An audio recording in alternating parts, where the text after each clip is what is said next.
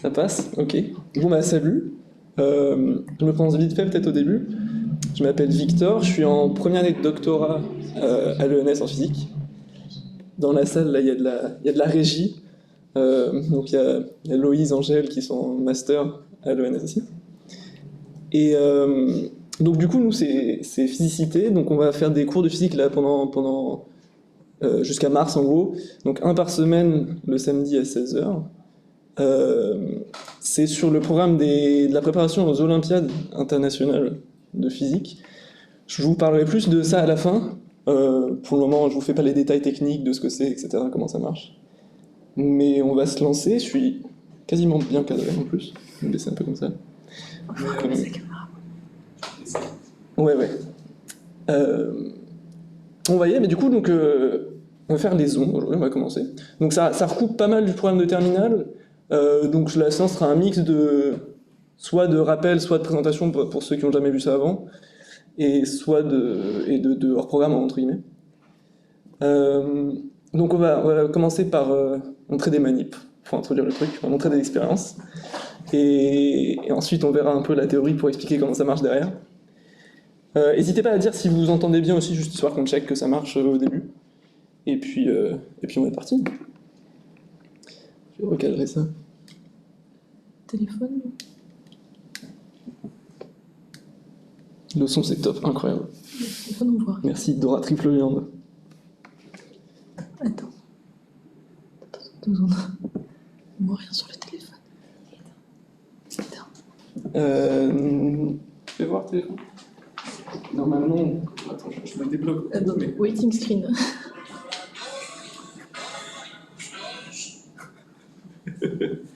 Téléphone. Il marche plus. Il marche plus le téléphone. Mais il faut relancer ton programme là. Fais au pire la source. Attends, fais voir. Device disconnect là. Programme. Lui, il est là. Ah, c'est bon. Ça passe. Ok. No problème. Par les trucs, je pense. Ça va marcher. Ouais. Non, bah, d'abord peut-être on monte la manip dans la lumière quand même. Du coup, ouais, on va montrer une première manip. Qui est la manip des trous de Young. Donc c'est un truc très classique. Si vous avez déjà fait les interférences en terminale, probablement que vous avez déjà vu la manip. Mais c'est super fondamental et puis on la verra en plus de détails normalement que ce que vous avez fait en cours, si vous l'avez déjà vu. Du coup, on va y aller. Donc le principe, c'est vous avez un laser. Donc là, c'est un laser rouge là, qui est tout beau, tout joli. Puis on voit son rayon dans un composant optique qui a 2 petits trous. Donc ce qu'il faut voir, c'est qu'il y a 2 points qui sont éclairés dessus. Alors je pense que ce sera difficile à voir à la caméra, mais croyez-moi, il y a 2 trous. On voit peut-être le spot du rayon laser dessus.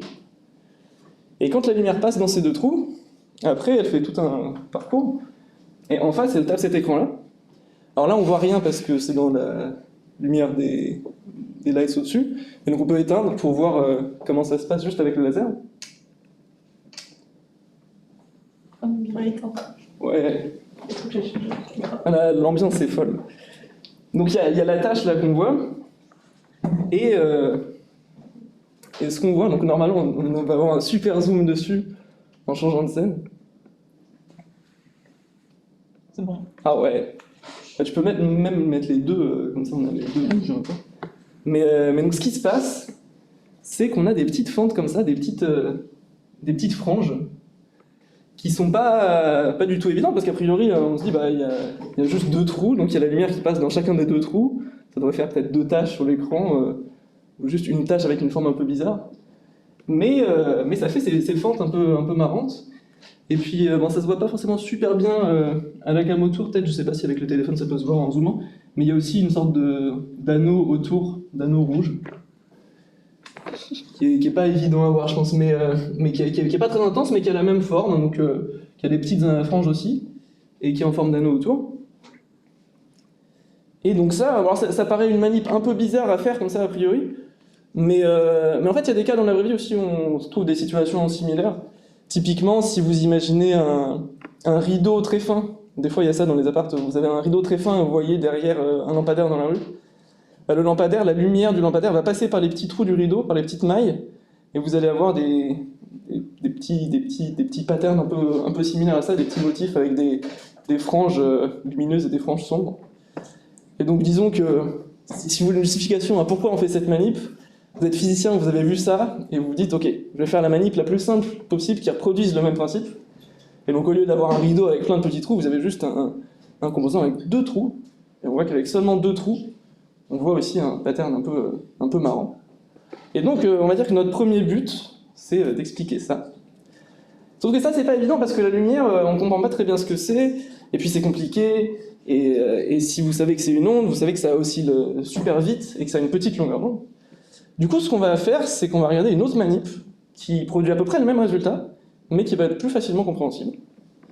Et cette manip, c'est celle-là. Magnifique. C'est une cuve à ondes. Donc le principe, c'est que vous avez... un peu... Voilà, c'est un peu touchy. Bon, ça marche pas trop mal. Vous avez au-dessus de l'eau, là, vous avez une petite surface d'eau, alors qui n'est pas forcément facile à voir. Et vous avez cette bande-là qui est posée dedans, et qui oscille, en fait, parce qu'il y a une entrée qui lui met de l'air comprimé, donc qui pompe, puis qui aspire de l'air comprimé assez rapidement. Et ça fait que l'eau qui sort dans cet endroit-là oscille et forme une onde, en fait. Donc il y a des vagues qui se propagent à la surface de l'eau, et ces vagues-là, elles vont passer dans les 2 trous du composant en face, et moralement, on va se rendre compte que ça fait à peu près la même chose que les 2 trous des fentes Young, mais c'est pas facile à voir sur la surface de l'eau, alors il y a un setup en plus, c'est la lumière qui est au-dessus, qui projette l'eau vers le bas, et il y a un miroir au milieu à 45 degrés qui renvoie l'eau, enfin qui renvoie la lumière vers l'écran. Donc en fait l'écran permet de visualiser ce qui se passe au-dessus au niveau de la surface des ondes, et c'est pas forcément facile à voir, mais donc là on a les ondes incidentes, c'est un peu le bordel parce qu'il y a des réflexions, c'est pas très facile à voir. Par contre de l'autre côté, on a nos 2 trous ici et ici, qui émettent chacun des ondes dans l'espace, qui émettent chacun des vagues, et il y a des bandes où on voit rien du tout. Alors rien du tout, c'est un peu exagéré parce que la manip n'est pas parfaite, mais où il y a quand même beaucoup moins d'intensité des oscillations que par exemple au milieu. Au milieu, bah, on voit bien qu'il y a un certain contraste, hein, il y a des ondes qui se propagent là. Et pareil, ici, il y a des ondes qui se propagent dans ces directions. Mais il y a certaines directions où on ne voit pas grand-chose. En fait, ça, c'est un peu comme la manip de Touillon, parce que si vous imaginez votre manip avec le laser, il arrive ici, il tape les 2 fentes, et la lumière qui sort des 2 fentes se propage là, sauf que d'habitude, on ne voit rien avec la lumière, et ensuite, à la fin, on a un écran. Et à l'écran, on observe des franges, donc on observe certaines régions où il y a de la lumière, et certaines régions où il n'y a pas de lumière. Et ici, c'est à peu près la même chose qui se passe, sauf qu'on peut vérifier à l'œil ce qui se passe entre les trous et l'écran, parce qu'on a un moyen de visualiser des ondes qui se propagent au milieu. Donc on va retourner au tableau, on va essayer d'expliquer ça. On peut peut-être allumer les lumières, histoire d'avoir un tableau clair. Ok. Ah, je suis un peu coupé. Ah ouais, j'ai la tête. Ouais.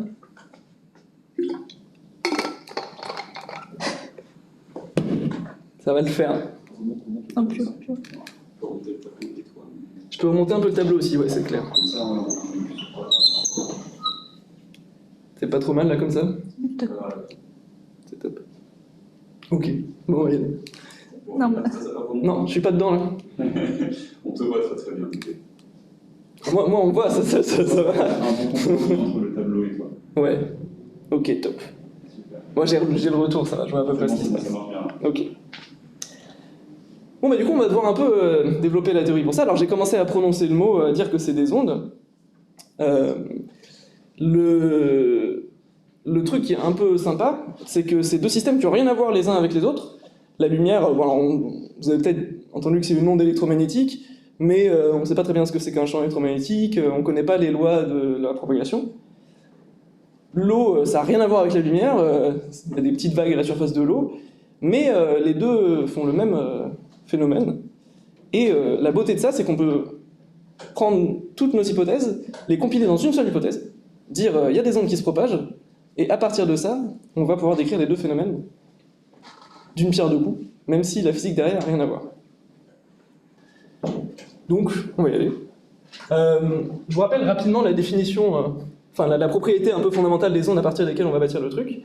C'est que si je vous dessine la surface de l'eau à un instant donné, donc il y a une petite vague qui va se propager, et disons qu'elle va vers la droite, ça c'est à l'instant T.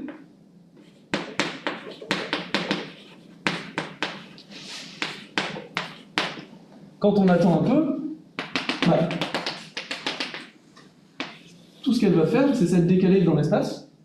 Donc il y a sa forme initiale qui était à l'instant T, et maintenant à T plus une certaine durée delta T, elle aura bougé d'une distance qui vaut C fois d. Et le coefficient C, donc, qui relie la distance que parcourt l'onde en un certain temps, au temps qui s'est écoulé, c'est la célérité de l'onde.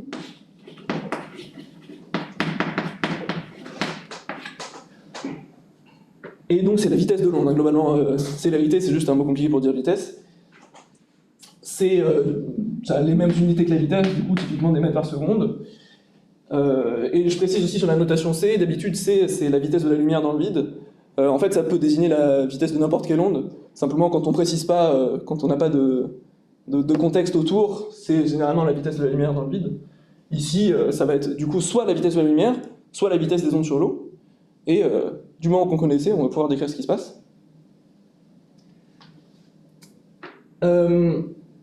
Ça, c'est facile, mais c'est un peu le cas bébé, parce que l'onde, elle se déplace que dans une direction.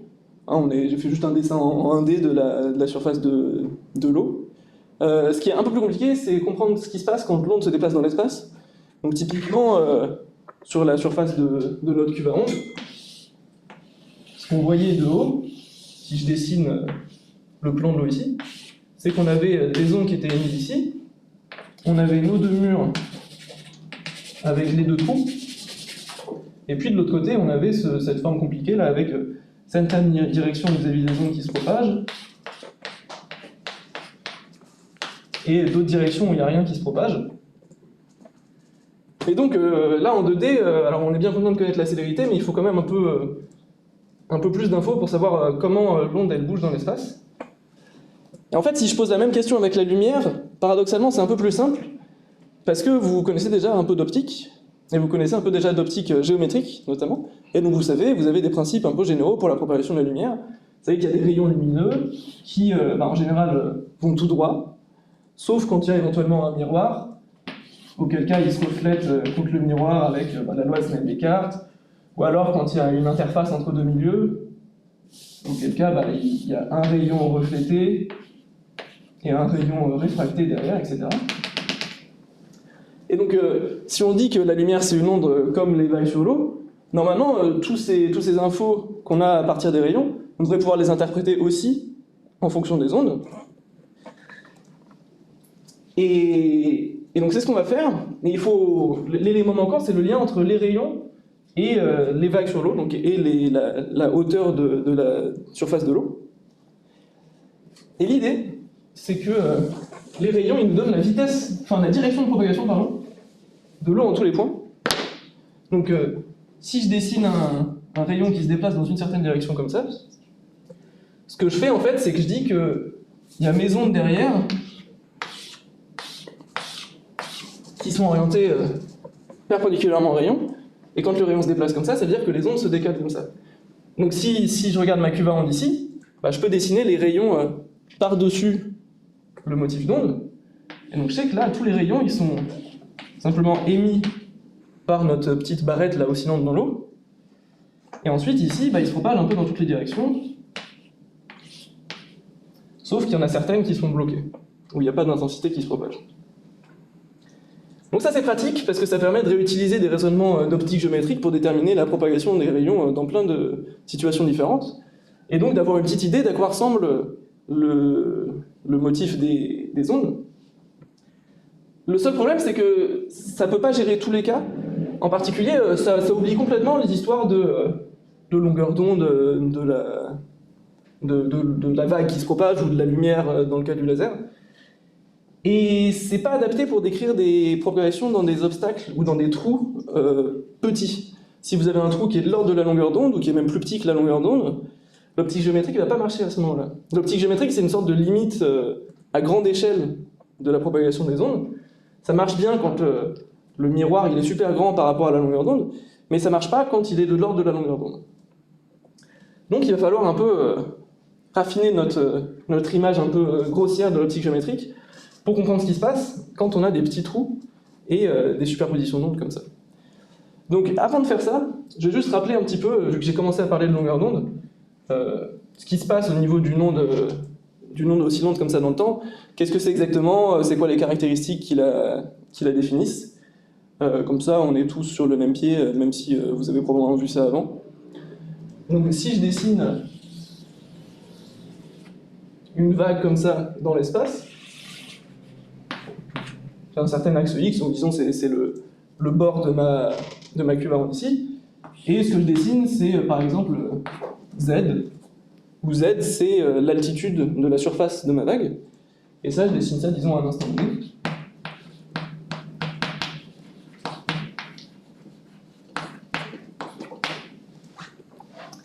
Ah ça c'est une onde assez particulière en fait. Des ondes on peut en avoir de toutes les formes, on peut en avoir des carrés, on peut en avoir des triangulaires, on peut avoir n'importe quoi comme onde. Mais les ondes qu'on a choisi d'utiliser, donc celles qu'on a réussi à faire émettre par notre cuve à ondes et celles que le laser émet, c'est des ondes un peu particulières, donc qui ont une forme sinusoïdale comme ça. Donc c'est ce qu'on appelle des ondes harmoniques.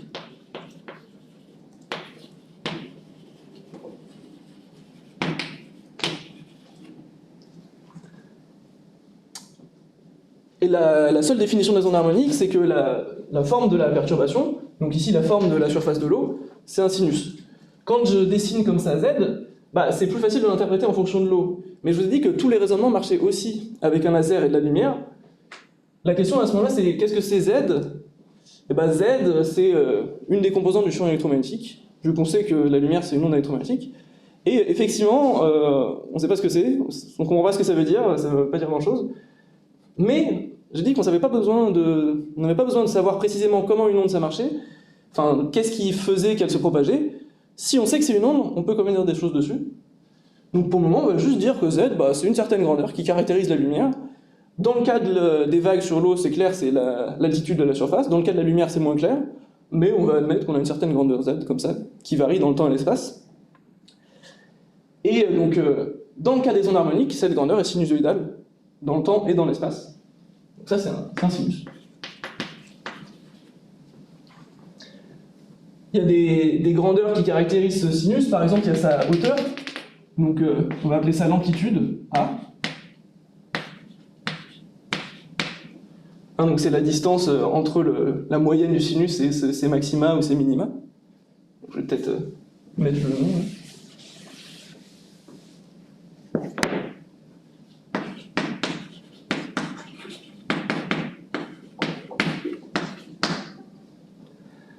Et puis il y a la longueur d'onde,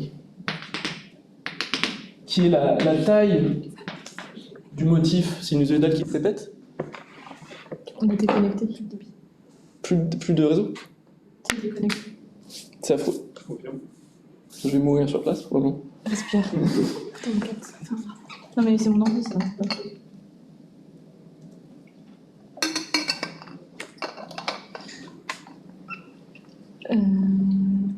Bizarre, pourquoi ça me déconnecte? Comment je fais? Je peux regarder. Moi. Ça marquait instable depuis au moins 5 minutes et Ah merde. ça crache après. Ah, ça a accroché pour tout le monde. Vous êtes connecté sur quoi? Sur mon hotspot. Ah mais là il est déconnecté, il est déconnecté. Je suis déconnecté. Déconnecté. Ah, il capte plus du tout. Non, internet. D'accord. Enfin, il le capte, mais il n'y a pas d'internet dessus. Ah merde. Oui. Je sais. Effectivement, j'ai pas. Oui. Ah, c'est parce qu'il est trop C'est lui chaud. qui va pas bien. Je partage le code si vous voulez. Ouais, tu partages le tien? Je partage la co. Il a mis pas mal de gens en plus. Et à mon avis, partage de co. Plus de 100%. Est-ce qu'on peut voir ma co? Bonne chose. Ouais, c'était du courage. Il y a quoi de froid? Ça finit à quelle heure le samedi? Plus tard, c'est des questions. On fera un débrief. Ça, c'est plus frais, ça. Après, je te pique ta souris, Camille. Ouais, quand tu veux. Tu vas jouer à quoi? C'est bon. C'est bon, alors attendez. Il y a Mako. C'est revenu. Il faut relancer quelque chose ou pas? Oui, je sais pas. Son nom, c'est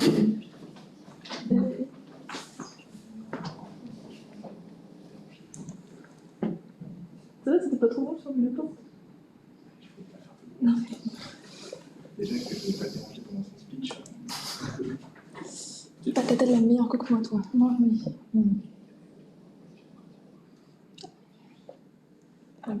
C'est. T'es malade. Je me souviens de quoi. Tu peux faire le. Putain, c'est un jardin.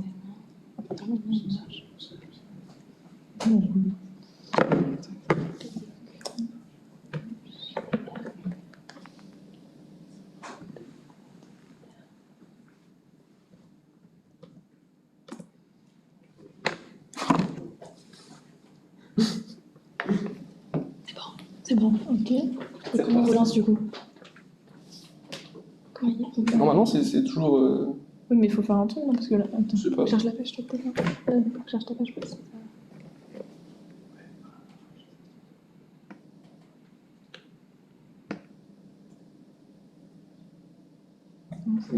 Non, c'est déconnecté. C'est hors ligne, carrément. C'est en ligne. Sinon, on stop streaming et on relance. Stop. Bah, on fait les deux. Ouais, stop streaming.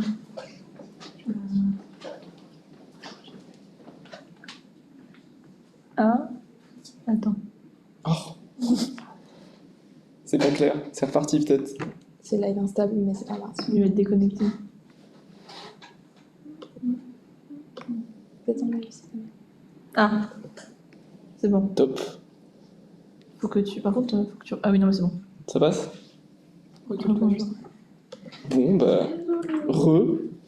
Ça pousse. Je reprends, du coup. Rien s'est passé. J'étais sur la définition de la longueur d'onde, histoire qu'on soit tous d'accord. Donc là, c'est la longueur d'onde.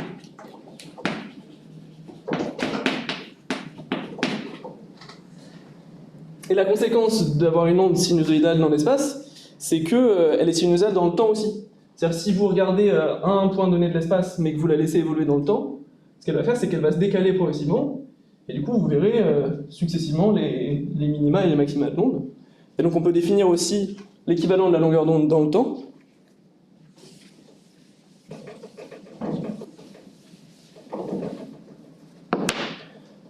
Donc si je refais le même schéma en fonction du temps en un point donné,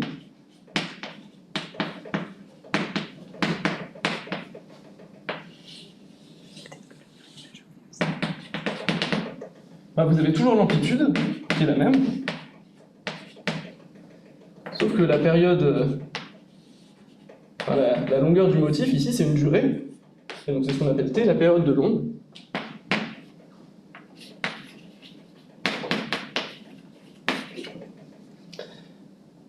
J'en profite tant qu'on est dans les définitions comme ça, histoire que vous les ayez vues une fois. La fréquence c'est l'inverse de la période.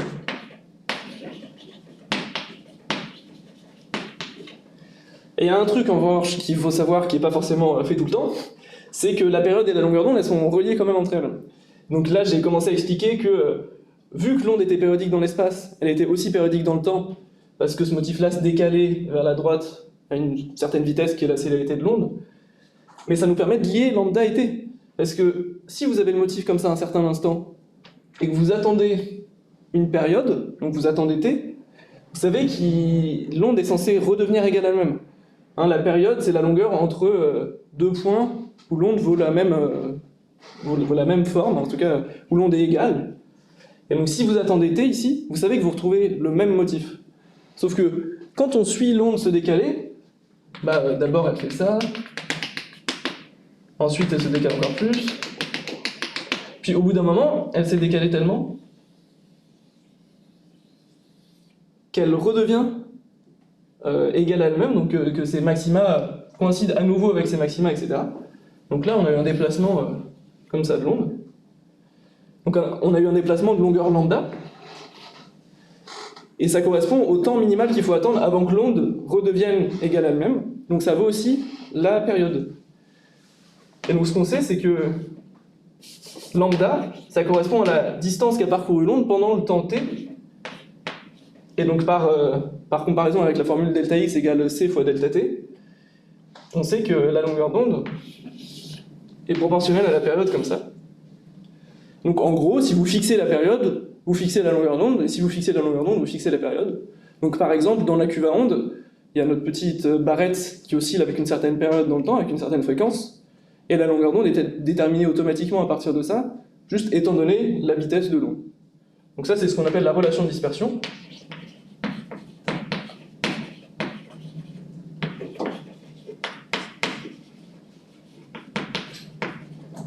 Et ça caractérise en quelque sorte le milieu dans lequel vous vous propagez, vu que ça donne l'information de la vitesse. Là, ici, dans les cas simples qu'on va traiter, la vitesse dépend ni de la période, ni de la longueur d'onde, ni de l'amplitude de l'onde, etc. Il y a des cas plus compliqués où ça peut dépendre de tout ça. Donc dans les cas simples qu'on étudie, on va dire que c'est des milieux non dispersifs, donc qui ont cette relation de dispersion-là toute simple.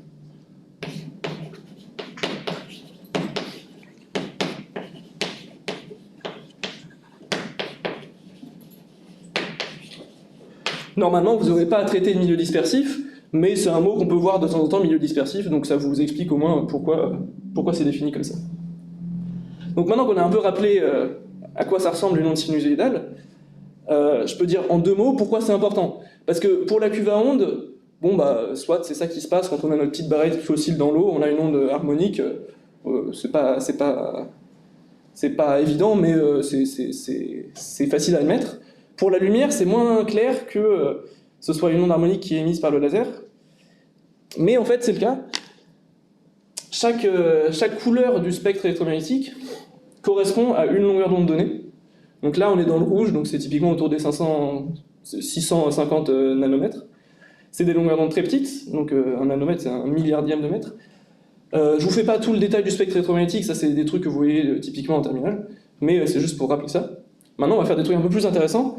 On va essayer de comprendre pourquoi on observe ce qu'on observe dans les trous de Young et dans la cuve à ondes. Et pour ça, il va falloir étudier ce qui se passe quand on a 2 ondes qui apparaissent au même endroit.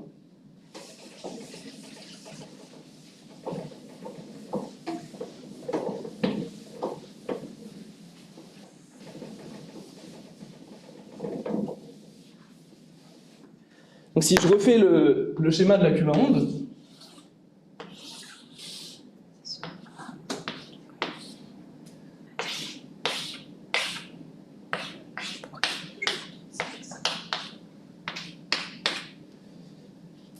si je regarde un rayon lumineux qui arrive par là, il arrive dans un trou qui est tout petit par rapport à sa longueur d'onde. Et donc on sait que l'optique géométrique marche plus pour décrire ce qui se passe, mais ce qu'il faut comprendre, c'est que le trou, il va agir en fait quasiment comme une source d'onde à nouveau, comme une source ponctuelle. Donc si je refais le schéma juste avec un trou, bah notre onde qui arrive à travers, elle va se retrouver envoyée dans toutes les directions après. Donc en fait, pour un rayon lumineux incident, on a un rayon qui repart dans toutes les directions.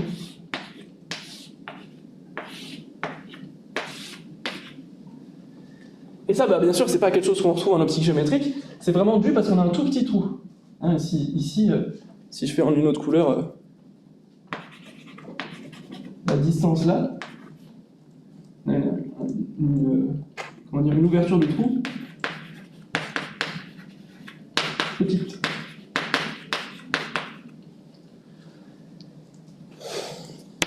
Et la conséquence de ça, à gauche, c'est que si vous regardez un point ici, par exemple, bah, il va être rejoint par un certain rayon qui vient du premier trou, mais aussi par un autre rayon qui vient du deuxième trou. Et donc, en fait, on comprend que le problème pour décrire pourquoi est-ce qu'on a ces régions avec peu d'amplitude et pourquoi on a ces régions avec une grande amplitude, ça revient à dire, bah, qu'est-ce qui se passe quand on ajoute nos 2 ondes ensemble? Quand on prend l'onde qui vient du premier trou et l'onde qui vient du deuxième trou, et qu'on les met les deux au même endroit. Si je dessine, enfin si je donne un nom déjà à ce point-là, ça veut dire que c'est le point M. si je dessine la forme de l'onde en ce point-là, bah, va y avoir une composante qui vient de la première onde, donc on va appeler ça le trou 1 et ça le trou 2. J'ai une certaine contribution à la hauteur de l'eau qui vient du premier trou, donc en fonction du temps, et une certaine contribution à la hauteur qui vient du deuxième trou, en fonction du temps. Donc qui vient du premier rayon et qui vient du deuxième rayon. Et la question c'est comment est-ce que les deux se combinent ensemble?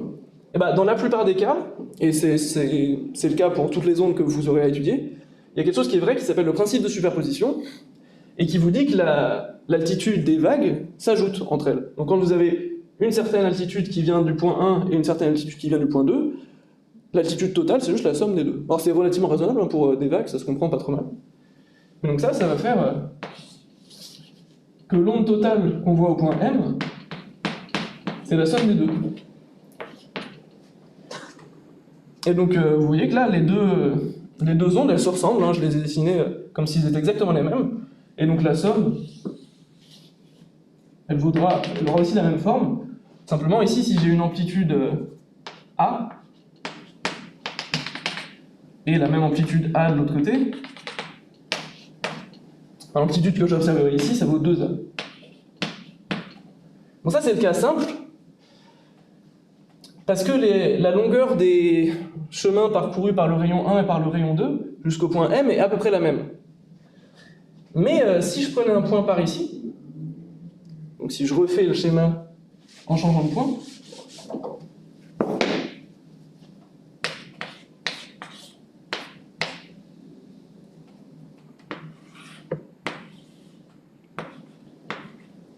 bah là clairement le rayon 1, il est beaucoup plus long que le rayon 2. Et donc je ne peux pas les dessiner comme ça. Ce qu'il faut voir, c'est que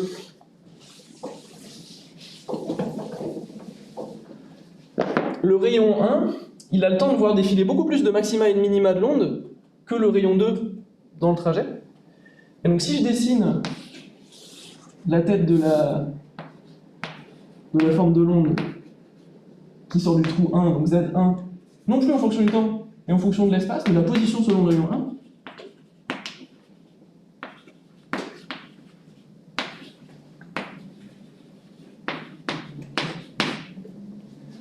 bon, ça part d'un certain état, disons un maximum, et ça fait des oscillations comme ça. Mais si je dessine la même chose le long du rayon 2,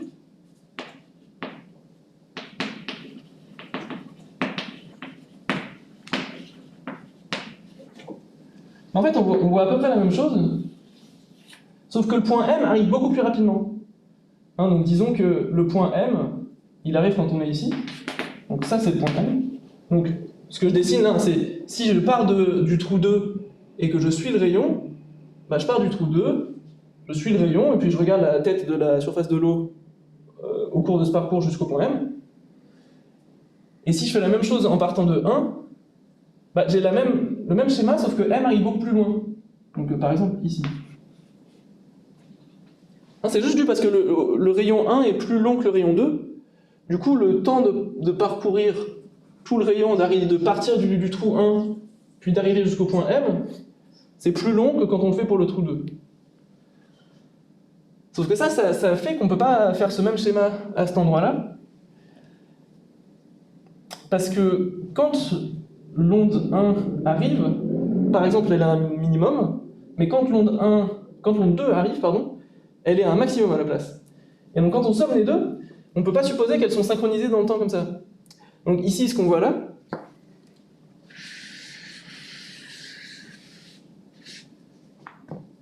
c'est quand l'onde 1 est un maximum, l'onde 2 est un minimum.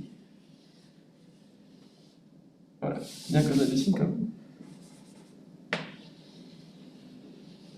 un truc comme ça. Mais du coup, leur somme, ça ressemble pas du tout à ça. Parce que leur somme, quand il y en a une qui est grande, l'autre est petite. Et donc la somme fait 0. Et si je me décale un peu dans le temps, je vois que l'autre est petite, mais la première est grande. Donc la somme fait toujours 0. Donc en fait, c'est la somme des deux ici. Ça fait 0 tout le temps.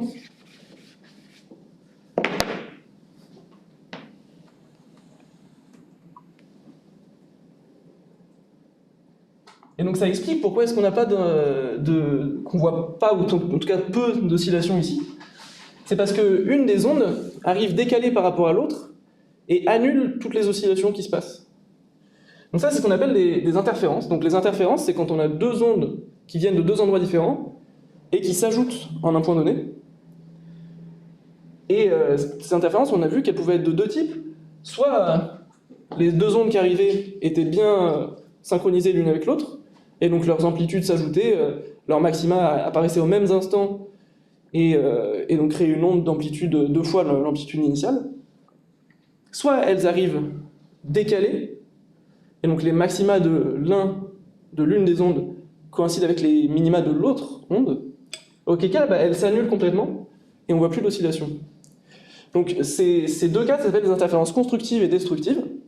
Et donc je vais refaire un petit schéma pour récapituler ça.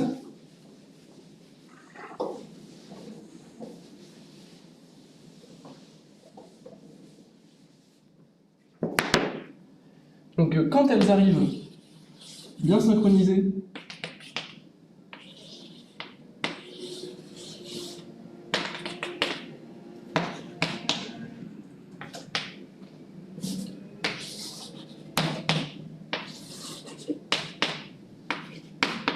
on dit qu'elles sont en phase.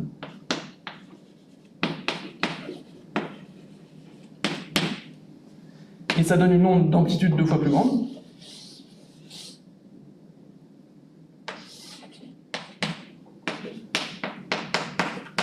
Ça, c'est les interférences constructives.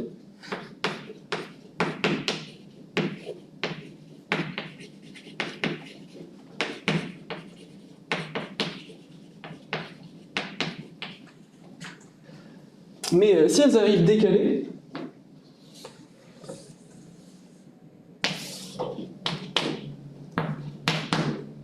donc que l'une a son maximum pendant que l'autre a son minimum,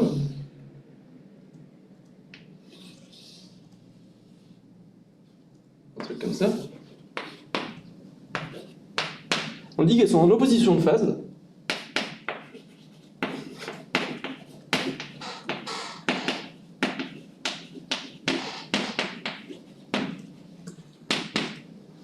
Et à ce moment-là, leur somme est nulle.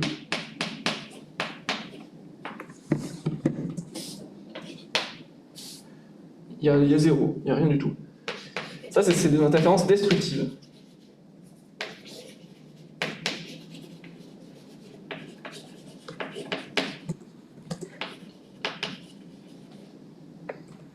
Et donc en fait, le jeu, ça devient de calculer la longueur des différents rayons qui arrivent jusqu'à un même point, et de l'utiliser pour déterminer si les deux ondes arrivent en phase ou en opposition de phase, pour savoir si on va observer une hauteur des vagues à cet endroit-là ou pas. Et pour la lumière, c'est la même chose. Le désavantage avec la lumière, c'est qu'on ne voit pas le parcours des rayons entre les trous et l'écran, mais on sait qu'une fois qu'ils arrivent sur l'écran, il y a deux rayons qui arrivent. Il y en a un qui est passé par le premier trou, et l'autre qui est passé par le deuxième trou. Et donc la somme des deux peut soit donner une grande intensité lumineuse quand ils arrivent en phase, soit donner rien du tout, donc pas de lumière, donc une frange sombre, quand elles arrivent en opposition de phase. La question maintenant, c'est comment est-ce qu'on détermine quand elles sont en phase et en opposition de phase? Et bien en fait, j'ai quasiment déjà donné la réponse, il faut regarder la longueur des rayons parcourus jusqu'au point qu'on considère.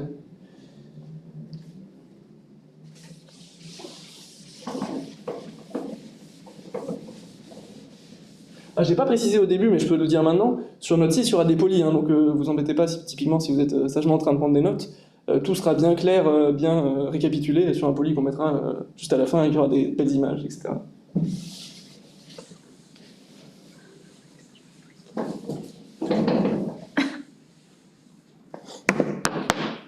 Donc la question, c'est comment déterminer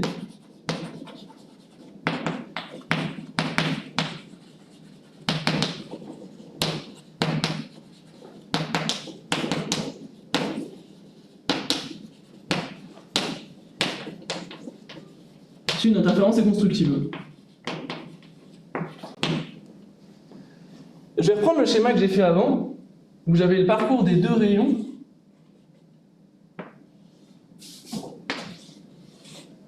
Jusqu'à un point donné. Et vous avez dessiné le long de la position du premier rayon la première onde, et le long du deuxième rayon, la deuxième onde. Donc il partait initialement... Ouais, on va faire ça comme ça. Qui partait initialement dans le même état, hein. Là elles sont en phase, et qui se propagent mais sur des longueurs différentes. Hein, donc vous avez une certaine longueur L1, disons, que parcourt le premier rayon, et une certaine longueur L2 que parcourt le deuxième rayon. Et donc cette longueur-là c'est L2, et cette longueur-là c'est L1. Et dans les deux cas, elles arrivent au même point, qui est le point M.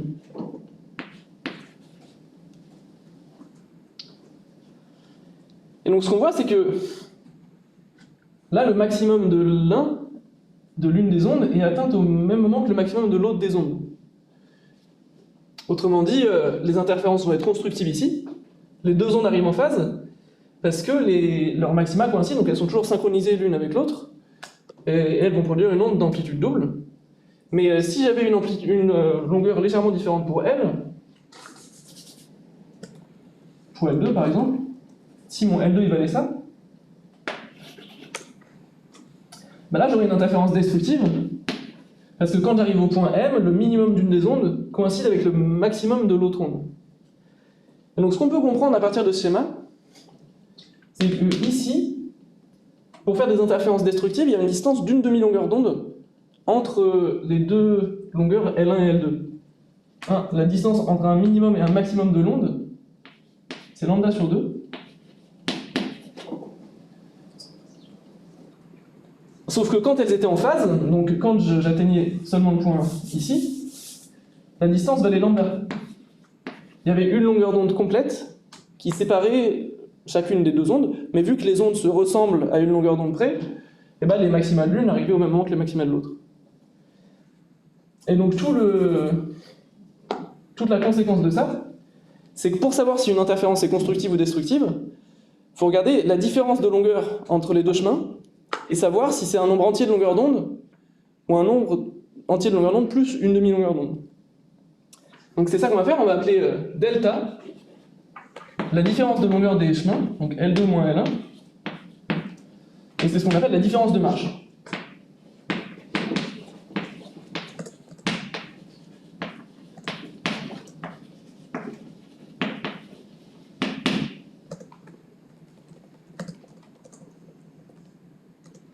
Et ce qu'on a dit, c'est que si delta, c'est un certain nombre entier de longueur d'onde,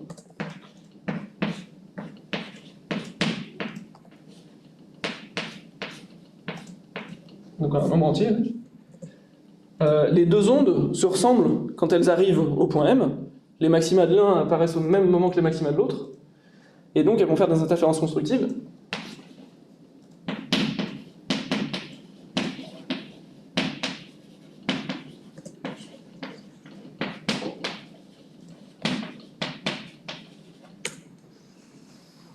En fait, on peut même dire n appartient à z. Ça peut être un nombre négatif.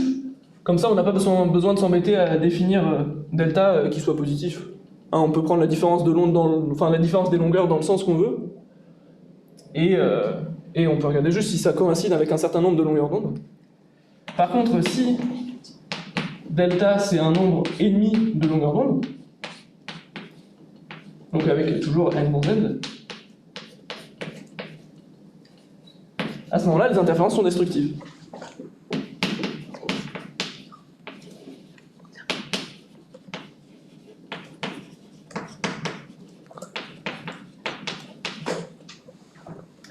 Bon, bah du coup, le nouveau but de notre méthode, c'est de calculer delta. Donc si on vous donne une situation avec plusieurs ondes qui interfèrent et qu'on vous dit, déterminer où est-ce qu'il y a des interférences constructives et où est-ce qu'il y a des interférences destructives, ce qu'il faut faire, c'est calculer la différence de marche en un point donné, entre les deux rayons qui atteignent chacun des points de l'espace, et déterminer si cette différence de marche, c'est un multiple entier de la longueur d'onde ou un multiple entier plus une demi-longueur d'onde. Bon, alors bien sûr, il y aura des points où ce sera ni l'un ni l'autre, où ça tombera entre les deux. À ce moment-là, on aura une un cas intermédiaire entre des interférences complètement constructives et des interférences complètement destructives, et on aura une amplitude qui sera moyenne, qui sera pas complètement nulle, qui sera pas complètement maximale, mais qui sera entre les deux. Et donc, ce qu'on va faire maintenant, c'est calculer cette différence de marche pour le cas des trous d'ion, donc de la manip qu'on a vue ici, soit sous forme avec les lumières, soit sous forme avec les vagues sur l'eau. Mais donc notre but, c'est de calculer delta.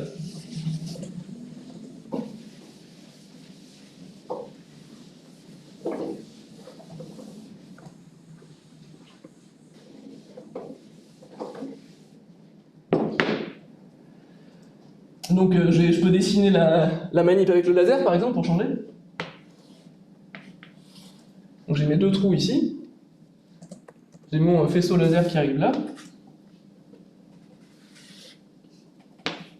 Donc il passe par chacun des deux trous. Et puis très loin ici, j'ai mon écran. Donc mon écran, disons qu'on regarde à une position D, enfin une distance D. Puis j'ai, pour chacun des points de mon écran, j'ai deux rayons qui l'atteignent. Un rayon qui part du premier trou et un rayon qui part du deuxième trou. Vous voyez, pas très droit mon deuxième rayon, mais... Voilà, il n'est pas droit non plus. C'est affreux.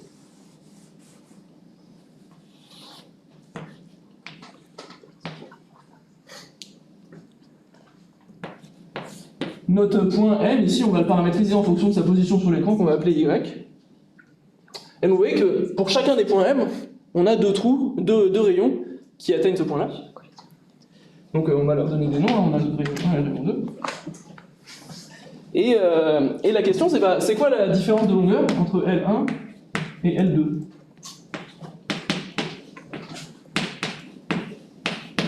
Ça vaut quoi, ça? Bon, alors là, c'est le moment d'un problème de géométrie. Hein. Vous avez, dans votre physique, vous avez déterminé qu'il faut que vous calculiez la différence de marche. Bon, bah maintenant, il faut juste faire de la géométrie pour calculer L1 et L2. Donc c'est une petite boîte à part dans votre exo. En réalité, c'est pas complètement facile comme problème de géométrie, mais on va pouvoir utiliser une petite astuce. Donc si vous n'êtes pas à l'aise avec la géométrie, dites-vous juste, bah, c'est une étape de calcul. On a ce problème là où il faut déterminer la différence de marche. Je vais le faire pendant 5 minutes, on va faire ça. Et après, on reprendra la physique. Et si vous aimez pas la géométrie, vous pouvez juste oublier ces 5 minutes et repartir à partir de l'expression de la différence de marche qu'on admettra. D'ailleurs, je pense que c'est ce qui est fait en cours de terminale. On vous donne l'expression de la différence de marche et on vous fait travailler avec. Ici, quand même, histoire de pousser les trucs un peu plus loin, on va voir comment la calculer. Mais c'est un calcul spécifique pour le montage des trous d'ion. Ça ne servira pas dans d'autres contextes. L'idée, c'est de dire si mon écran est très loin de la position des deux trous, bah, les deux rayons, ils vont vraiment pas être orientés très différemment. Ils sont quasiment parallèles en sortant des deux trous. Vous voyez que là, si je dessine l'angle qu'ils font par rapport à l'horizontale, j'appelle ça θ2 et θ1 pour chacun des deux rayons, en fait, c'est des angles qui sont super proches. Alors là, j'ai dessiné ça de manière un peu exagérée, mais vous voyez que les deux rayons, ils partent quasiment dans la même direction, en fait. Et donc l'approximation qu'on va faire, c'est que quand D est très grand par rapport à la distance entre les deux trous, nos deux rayons ils vont partir quasiment parallèles les uns avec les autres. Mais s'ils sont parallèles, à ce moment-là, on peut se contenter de regarder la différence proche des trous. Si je fais un schéma un peu zoomé sur les deux trous, et que je fais les deux rayons qui partent avec le même angle, donc appelons cet angle θ, bah, une fois qu'ils partent avec cet angle-là, ils vont rester parallèles l'un avec l'autre très longtemps. Et donc, quand ils vont taper l'écran, qui sera quelque part par là, ils vont le taper tous les deux dans la même direction, mais ils n'auront pas accumulé de différence de marche sur toute cette distance-là. La seule différence de marche qu'ils ont accumulée, c'est ici. C'est, disons, pendant le changement de direction. Et une fois qu'ils sont parallèles, bah, ils se baladent les uns avec les autres, mais ils parcourent la même distance jusqu'à taper l'écran. Autrement dit, la position de l'écran n'a pas trop d'importance, étant donné qu'on fixe l'angle θ. Parce que si je décale l'écran comme ça, entre deux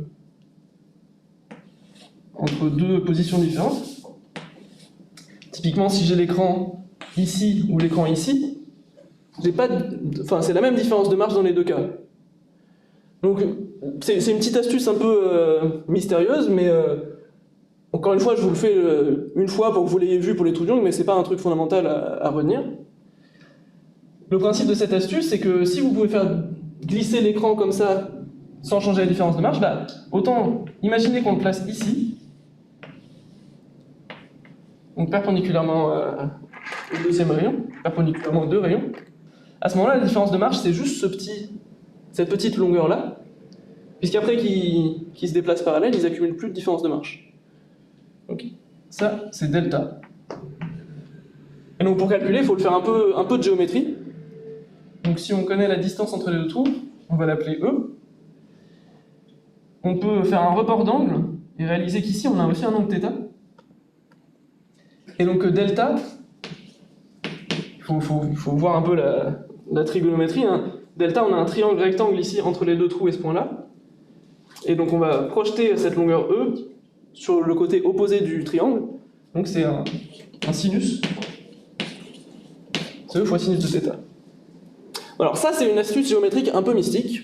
Si vous n'avez pas compris, c'est pas grave, vous ne retenez pas, vous n'aurez pas besoin de la réutiliser. Par contre, ce qui est important, c'est ce qui suit. C'est, étant donné l'angle, comment vous liez l'angle à la position sur l'écran. Parce que nous, les paramètres qu'on s'est donnés à la base, c'est Y et D. Et donc, il faut calculer θ en fonction de Y et D. Alors ça, a priori, c'est pas super compliqué. Si vous avez un grand triangle rectangle ici avec Y sur le côté, D là et θ là, où les deux points, enfin les deux trous, ils sont quasiment au même endroit ici, en comparaison. Vous savez que tangente θ, ça vaut Y sur D.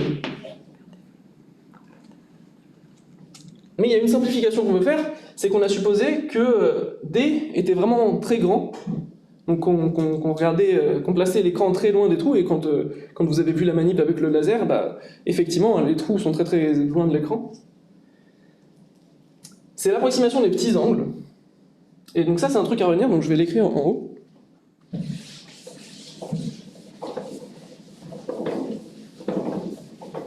Ça sert vraiment tout le temps.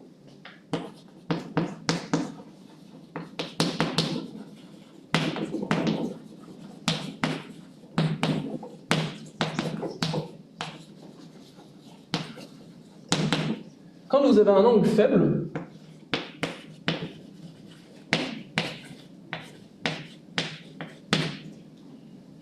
à ce moment-là, son sinus et sa tangente ressemblent à l'angle. Donc on a sinus de θ qui vaut à peu près θ, tangente de θ qui vaut à peu près θ aussi, et son cosinus il vaut à peu près 1. Ça, c'est vraiment une approximation qui est faite très souvent, et donc il faut retenir et savoir utiliser. Et donc ici, dans les hypothèses où D est très grand par rapport à Y, on sait que θ va être très faible. Et donc on peut écrire θ, c'est à peu près égal à sa tangente, qui vaut Y sur D. Donc on a θ à peu près égal à Y sur D. Et delta, c'est égal à E sinus θ, et donc c'est à peu près égal à E θ.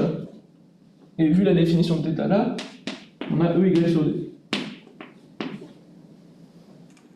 Et donc voilà, là on a une expression de la différence de marche en fonction de la position Y sur l'écran, et puis de la position de l'écran et de l'espacement des trous. Donc à partir de là, on peut clore notre problème de géométrie peut-être un peu mystique, et recommencer à raisonner physiquement, et surtout appliquer toute la méthode qu'on avait dit avant, où on a dit on calcule les différences de marche, et on peut en déduire si les interférences sont constructives ou destructives.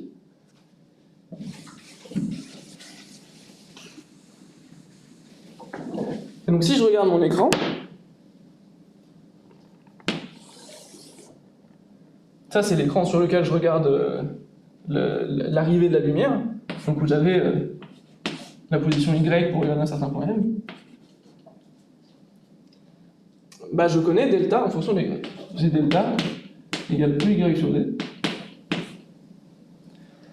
Et je sais que si delta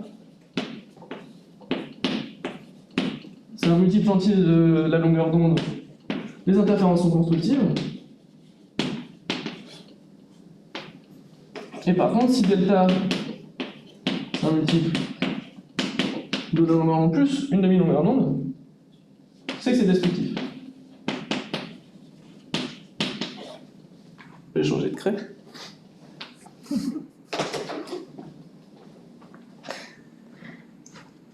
Et donc par exemple, en y égale 0,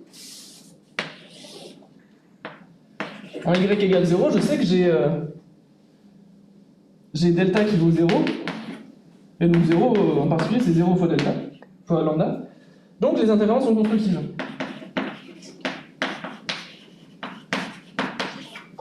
Donc ici, je sais qu'en 0 je vais voir de la lumière.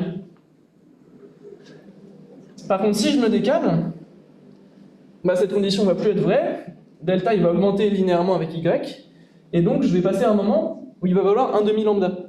Et quand il vaudra 1 demi lambda, on verra plus rien. Donc là, je sais que je vais avoir un endroit où j'ai plus de lumière. Ensuite, delta, plus on s'éloigne du centre, plus il continue à augmenter. Après qu'il aille 1 demi lambda, il va valoir un lambda entier. Et à ce moment-là, à un lambda entier, ça redevient constructif. Donc là, je sais que je vais revoir de la lumière. Et si je continue à faire augmenter delta, il valait lambda, il vaudra plus loin, un peu plus loin 3 demi de lambda, donc lambda plus lambda sur 2. Donc ce sera destructif, je ne verrai pas de lumière. Et si je continue encore, et jusqu'à un moment delta il va valoir 2 lambda, à ce moment-là ça va redevenir constructif. Et donc je vais re-avoir une tache rouge. Et donc en fait, ce qu'on a, c'est une succession de taches rouges et de taches sombres. Donc on appelle des franges lumineuses pour les taches rouges et des franges sombres pour les taches sombres. Et donc ça, c'est bien ce qu'on avait vu sur la figure, sur l'expérience en réalité. Et donc le résultat de cette expérience-là, le résultat de toutes les interférences dans tous les points, c'est ce qu'on appelle une figure d'interférence.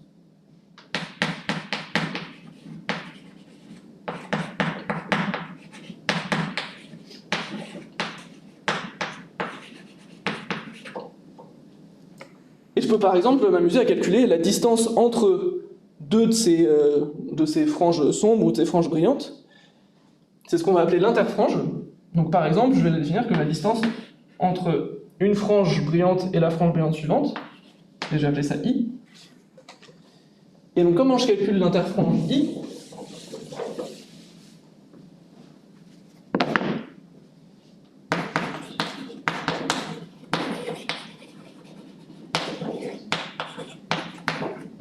Je sais que c'est la distance entre deux franges brillantes. Donc par exemple, entre la première et la deuxième, je sais que pour la première frange brillante, c'est le centre, Gy égale 0, G delta égale 0.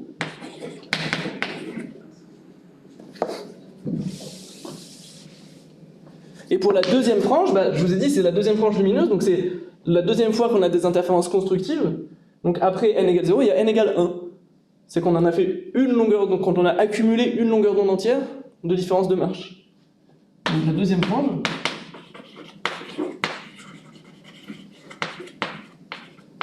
on a delta égale lambda.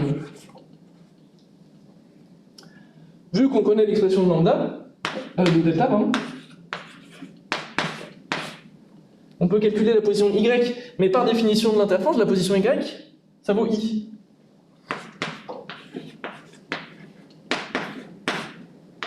Et donc en mettant cette formule dans l'autre sens, on peut en déduire i en fonction de delta, en fonction de lambda, pardon.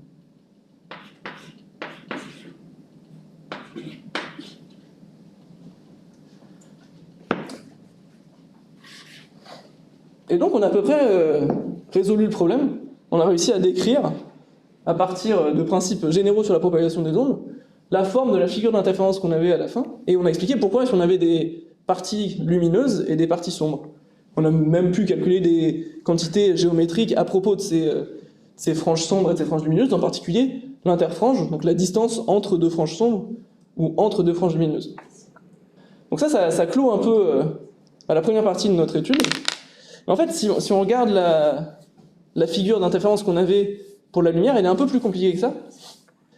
Donc ce que je vous propose, c'est de re-regarder l'expérience. Gel. On peut revoir le menu une fois, je me suis côté.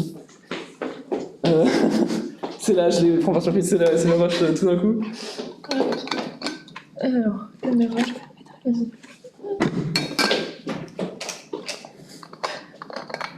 Vas-y. Ouais. Donc, quand on voit l'expérience, on voit les différentes franges que j'ai décrites, et on sait qu'elles sont espacées d'une certaine distance, donc que j'ai appelé I sur le schéma au tableau. Mais on voit aussi autre chose, qui est qu'elles sont entourées par un cercle, enfin qu'elles sont en forme de taches circulaires. Sauf que cette tache, c'est pas la forme du laser. On va voir que cette tache, elle est due à ce qu'on appelle la diffraction, et ça va être intéressant à décrire aussi. Et ce qu'on voit, alors je sais pas très bien si ça se voit à l'image ou pas, je suis pas sûr, on voit pas. Mais ce que je peux vous dire à l'oral, et que vous me faites confiance, c'est que moi je vois à l'œil nu, c'est que autour de ce cercle-là, il y a un autre cercle lumineux, donc il y a des franges d'interférence aussi rouges, et s'il y avait plus de luminosité, on verrait une succession de cercles brillants et de cercles sombres. Donc en fait, pour comprendre un peu mieux notre image, on va devoir bosser un peu plus, parce qu'on a décrit une première partie qui est ces franges d'interférence, mais il y a une deuxième partie à décrire, qui va être ce que j'ai appelé la diffraction à l'oral. Donc on va repasser au tableau pour voir ça.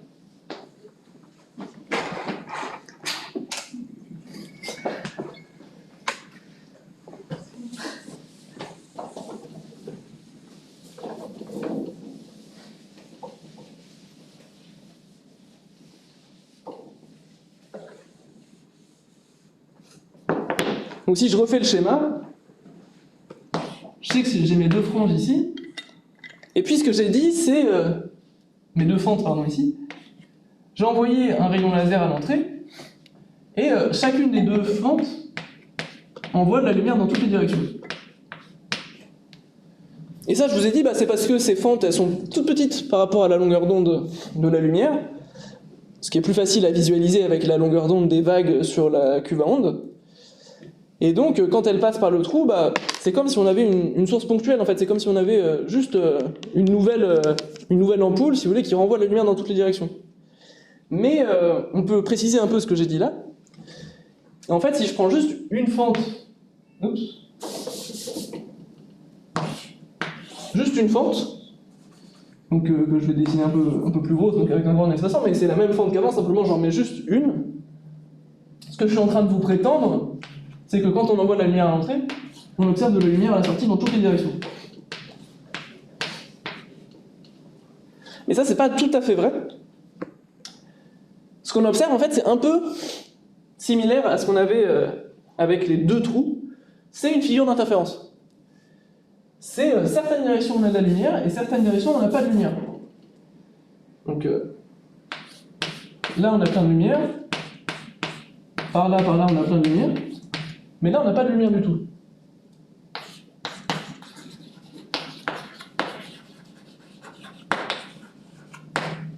Ce phénomène-là, on appelle ça la diffraction.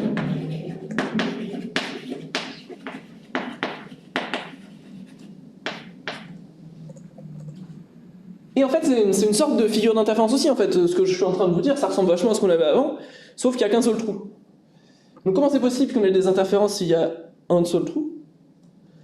En fait, c'est parce que ce trou a une certaine largeur, et du coup, sur cette largeur, le rayon, il peut passer par plusieurs chemins différents. Un peu comme avant, on avait deux chemins différents, un qui passait par le premier trou, et un qui passait par le deuxième trou. Dans une fente comme ça, on peut avoir plein de chemins différents, selon la position dans le long du trou que le rayon atteint. Alors en fait, on a une sorte de figure d'interférence aussi, mais bon, celle-là, elle est vraiment compliquée à décrire parce qu'on a plein de rayons qui interfèrent en même temps, donc on va pas pouvoir faire des calculs pour prédire la forme de la figure d'interférence. Par contre, je vais vous donner la formule, et puis on va admettre qu'elle est vraie, et elle est vraiment très utile dans plein de situations. L'idée, c'est que, si je refais le schéma un peu plus proprement, donc vous avez des régions qui sont lumineuses,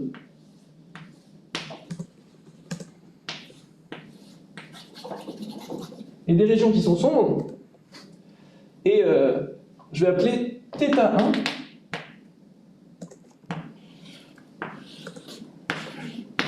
l'angle par rapport à l'horizontale du premier minimum d'intensité, donc du premier endroit qui est complètement sombre. Et à ce moment-là, θ1 peut vous le donner approximativement en fonction de lambda, la longueur d'onde et de la taille de la fente. Donc si j'appelle si j'appelle A, disons, la taille de ma fente, je peux estimer θ1, donc la position angulaire, donc l'angle que fait la première tache sombre par rapport à l'horizontale. On peut essayer de prédire un peu cette formule par analyse dimensionnelle. On sait qu'on a deux grandeurs qui vont intervenir. On a la taille du trou A et la longueur d'onde lambda. Donc c'est quelque chose en fonction de lambda et A. Donc vu que c'est un angle, c'est un truc sans dimension, donc ce sera probablement le rapport d'une des deux. La question c'est laquelle on met au-dessus et laquelle on met en dessous.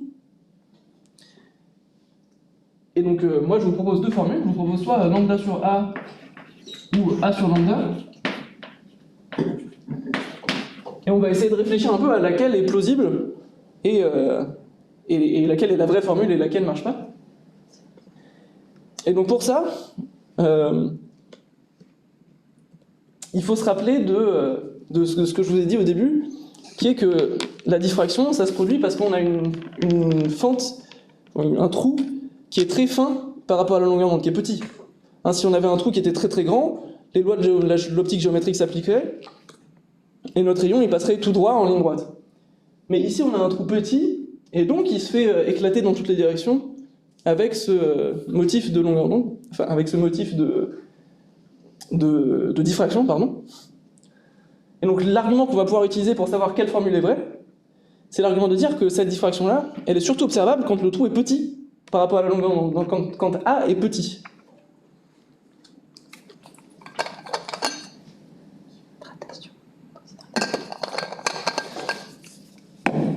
Et ça, on voit que quand A est très très petit, dans la première formule, cet angle-là, il va être vraiment très grand. Donc on aura des rayons envoyés vraiment dans toutes les directions. Tandis que, donc ça correspond à ce qu'on voit dans la vraie vie. Tandis que si cette formule-là était vraie, et qu'on avait A petit, bah l'angle θ1, il deviendrait à peu près nul. Donc on aurait en gros pas de lumière tout droit. Mais ça, on sait que c'est pas vrai. On sait qu'on a toujours de la lumière tout droit par l'optique géométrique. Et que quand θ devient très très grand, ça éclate les rayons vraiment dans toutes les directions. Donc la bonne formule, c'est la première, c'est celle-là. Donc encore une fois, cette formule, je vous la donne comme ça. Alors on a essayé de comprendre un peu d'où elle pouvait venir. Elle vient du fait que on a des interférences entre tous les rayons qui passent dans ce trou-là, mais c'est trop compliqué pour la prouver. Mais on peut la voir dans la vie. Donc ce qu'on voyait sur l'écran, c'était des fonds d'interférence, des franges d'interférence de forme circulaire. Ça, c'était l'écran.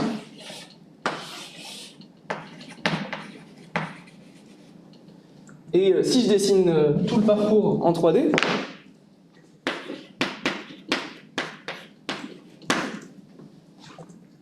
donc si je redessine, là j'ai mon laser, quand on voit de la lumière, là j'ai mon composant optique, donc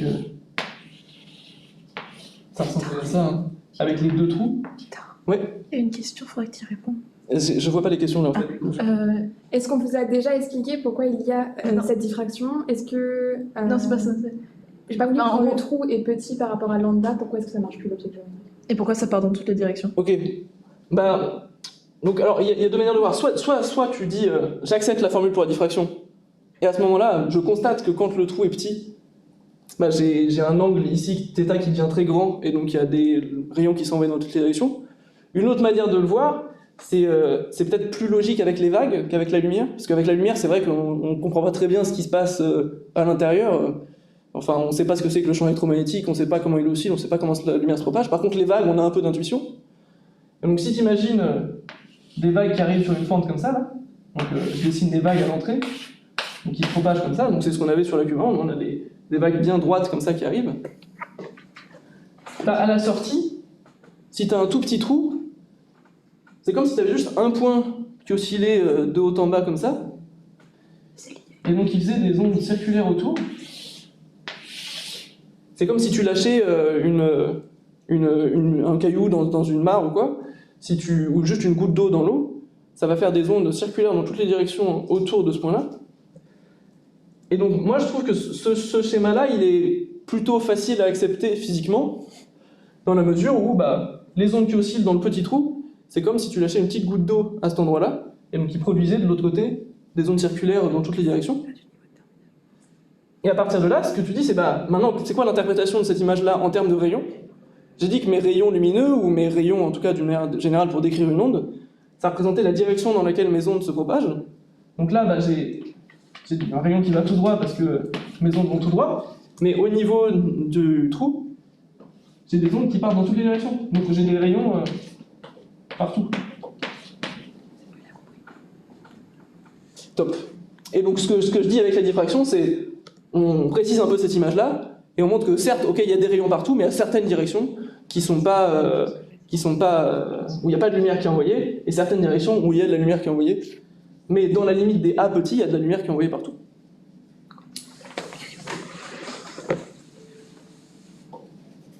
Donc si je reprends ce que j'étais en train de faire, donc de refaire le schéma en 3D de mon expérience, j'ai le laser qui envoie de la lumière sur les deux trous, on a les rayons qui font un certain parcours ici, et à la fin, j'ai ma figure d'interférence, qui est des franges lumineuses, et d'une forme circulaire. Et donc cette forme circulaire, elle est due à la diffraction. Et donc si je dessine en 3D, je sais que l'angle d'ouverture de cette frange-là, enfin de ce cercle-là, ça vaut 2θ1. Parce que j'ai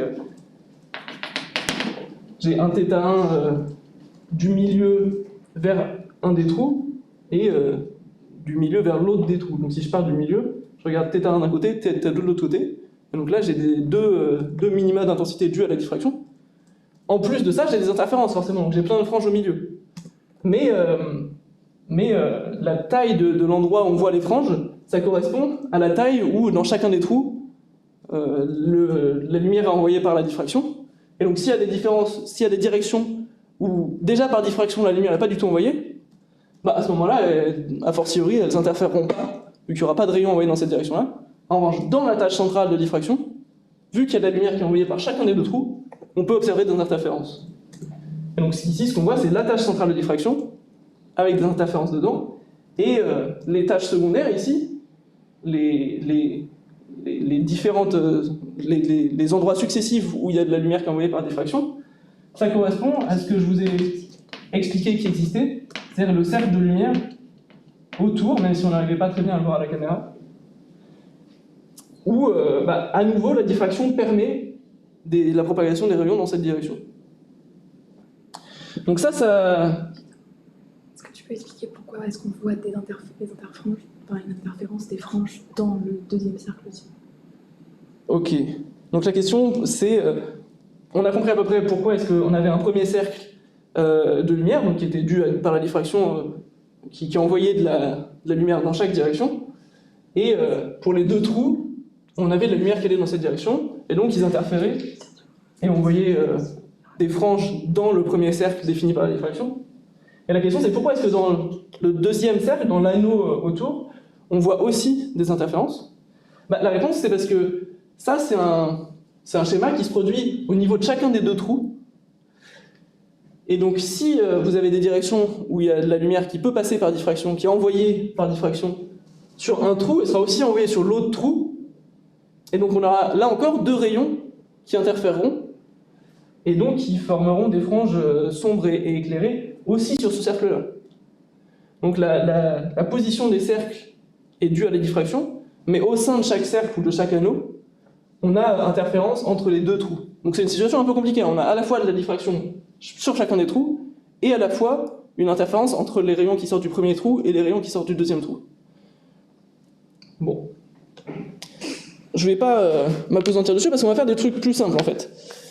Là, on a vu une situation un peu compliquée, on a bien étudié nos trous de Young en détail, on a mis tout ensemble, on avait de l'interférence, de la diffraction, on a prouvé les formules pour l'interférence, on a admis celle pour la diffraction, mais il y a plein d'autres situations dans la vie où on peut avoir des interférences, et donc j'aimerais continuer en faisant une d'entre elles, et ce sera à la fin, je pense, après.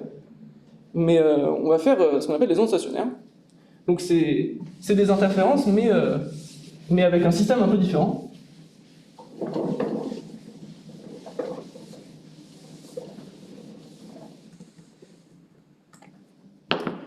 Donc si je reprends ma cuve à ondes, ce qu'on avait, c'est des ondes qui sont émises ici, qui se propagent par là, et puis on avait deux trous qui laissaient passer une certaine proportion des ondes de l'autre côté. Ce que je vais faire, c'est que je vais remplacer les deux trous par un mur complet. Donc il ne va rien laisser passer du tout. Donc forcément, là, il n'y aura rien qui se passe, ça ne va pas être très intéressant. Mais on va regarder ce qui se passe ici. Et ça va être un peu sympa parce qu'on a à la fois les ondes qui arrivent depuis l'entrée, qui sont produites par la petite bande oscillante qu'on avait mis dans l'eau, mais à la fois les ondes qui vont se refléter sur l'obstacle. Si je dessine le parcours d'une onde, d'un rayon, j'ai mon rayon qui part comme ça, et qui va taper le mur en face, et donc il va subir une réflexion et qui va repartir dans l'autre sens après. Et donc ça va faire qu'en chaque point de l'espace, on a deux ondes qui sont présentes. On a l'onde qui arrive au début, et l'onde qui repart par réflexion, qui est renvoyée. Et donc on va avoir des interférences aussi. Mais on n'avait pas besoin de mettre de trous, on avait juste besoin d'avoir deux chemins différents d'une onde. Donc là, c'est la même onde qui va interférer avec elle-même sur le retour. Donc on a notre méthode. Notre méthode, c'est on calcule la différence de marche, et on en déduit les endroits où est-ce qu'on aura des interférences constructives et des interférences destructives. Donc là, pour le coup, on va pouvoir calculer la différence de marche, ce sera de la géométrie pas trop compliquée. On va faire ça. Donc si je redessine le schéma ici, j'ai un certain axe des positions x, donc qui est l'axe dans cette direction-là. J'envoie les ondes en 0, et elles vont se faire refléter dans ce que je vais appeler la longueur L, donc qui est la longueur du domaine où elles peuvent évoluer avant de se faire refléter par le mur à la fin. Et en un point qui a une certaine position x, on sait qu'on a deux ondes. On a l'onde incidente qui arrive directement en x, comme ça, et l'onde qui a rebondi en L et qui revient en x. Et donc nos deux longueurs, c'est les deux longueurs de ces ondes-là, L1 et L2. Bon, L1, c'est facile, c'est juste x. Et L2, alors, il a parcouru quelle longueur le deuxième rayon? Il a parcouru tout le domaine L, et puis après il s'est reflété, et il a parcouru les distances qui restent ici. Cette distance-là, c'est L moins x, vu qu'on a x ici. Donc L2, il a parcouru L plus L moins x. Donc il a parcouru au total 2L moins x. Et donc la différence de marche, delta, c'est L2 moins L1. Donc c'est 2 facteurs de L moins x. Donc voilà, on a calculé la différence de marche, on va pouvoir savoir où est-ce qu'il y a des interférences constructives et où est-ce qu'il y a des interférences destructives. On va voir qu'il y aura une petite subtilité par contre. Ce que je sais, c'est si delta ça vaut n lambda, c'est constructif. Si delta ça vaut n lambda plus 1 demi lambda, c'est destructif. Mais il y a un point où je sais que ça doit être destructif. Si je regarde en x égale 0, j'ai une paroi aussi en x égale 0. Alors une paroi qui bouge un peu, certes, qui est mon petit émetteur d'onde, donc ma petite bandelette qui est posée dans l'eau et qui oscille de haut en bas par air comprimé. Celle-là, elle va aussi faire des réflexions des ondes.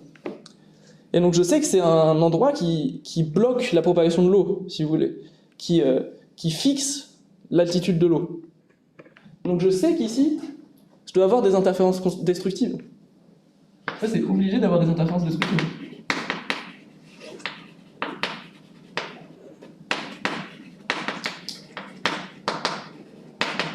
en x égale 0. Parce que si vous n'aviez pas des interférences destructives en ce moment-là, bah vous auriez une nouvelle réflexion de l'onde qui revient comme ça, elle continuerait, elle se re-réfléchirait à nouveau, à ce moment-là elle reparcourrait des allers-retours, etc. comme ça. La seule solution à la fin de cette boucle-là, c'est qu'on ait des interférences destructives en x égale 0, pour que ça empêche plus de réflexion des ondes à cet endroit-là. Donc on sait qu'en x égale 0, ça peut être destructif.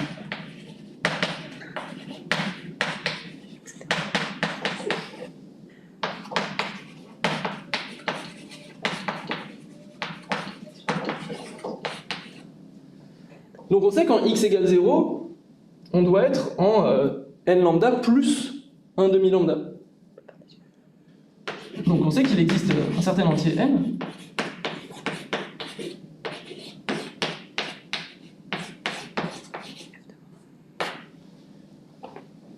Tel que delta en x égale 0, ce soit n lambda, et delta en x égale 0, on sait que ça vaut 2L.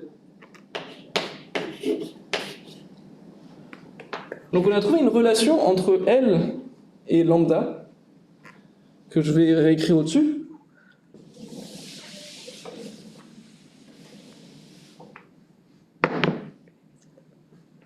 On a trouvé que L lambda, ça valait 2L.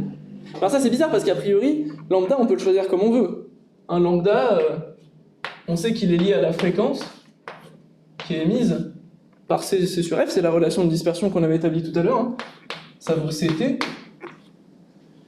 Donc si je branche mon air comprimé là, sur ma petite barrette qui est dans l'eau et qui oscille, je peux le brancher à une fréquence arbitraire, donc je suis pas obligé de respecter cette relation. Donc qu'est-ce qui se passe si je respecte ou si je respecte pas cette relation? Je veux dire que je vous ai dit que si je la respecte pas, j'aurai pas de nœud en zéro, j'aurai pas d'interférence destructive en zéro. Et la raison pour laquelle je suis obligé d'avoir des interférences destructives en zéro, c'est parce que sinon il y a l'onde qui rebondit de droite à gauche. Et donc si cette condition n'est pas vérifiée là, l'onde elle va continuer à rebondir successivement d'un côté et de l'autre du bassin, et au final elle va avoir une superposition de beaucoup de réflexions différentes au même endroit, et on va pas voir grand chose, parce que nos différentes réflexions vont complètement brouiller le champ de l'onde. En revanche, quand cette condition-là est vérifiée, on sait que l'onde qui revient, qui s'est réfléchie une fois, va parfaitement coïncider avec l'onde qui est émise en zéro, et donc on va pas avoir plus de réflexion, ça va juste renforcer la forme de l'onde à cet endroit-là, et on va avoir un joli motif de propagation qui est stationnaire, disons qui ne change pas au cours du temps. On ne va pas avoir des réflexions successives qui vont modifier le changement au cours du temps, qui vont modifier la forme de l'onde au cours du temps, pardon. Donc autrement dit, quand n lambda ça vaut 2L, on a une onde stationnaire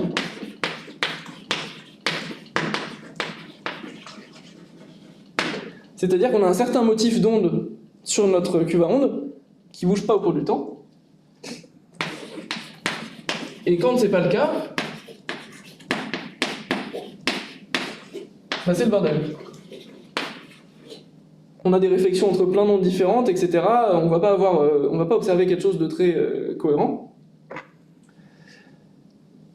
On peut un peu mieux comprendre ce que ça veut dire que cette condition-là, si je dessine la forme de l'onde à ce moment-là, parce que j'étais un peu cryptique pour le moment, je n'ai pas été super clair. Mais donc, on va voir ce qui se passe quand cette condition est vraie.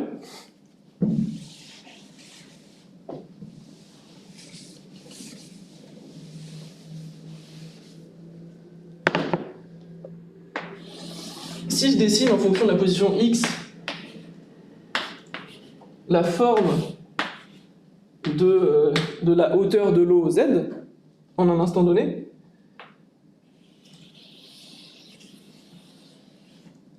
je vais avoir un truc comme ça. Je sais qu'elle est nulle en zéro parce que j'ai imposé que j'ai des ondes destructives, que j'ai des interférences destructives en zéro, et je sais qu'elle est nulle en L, on va le montrer après. Mais donc, Ça, c'est le schéma Kant.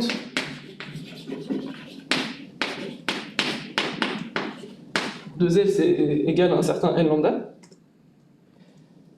Et ça, au cours du temps, ça varie de la manière suivante. Si je la dessine à un instant successif, ça va juste osciller sur place.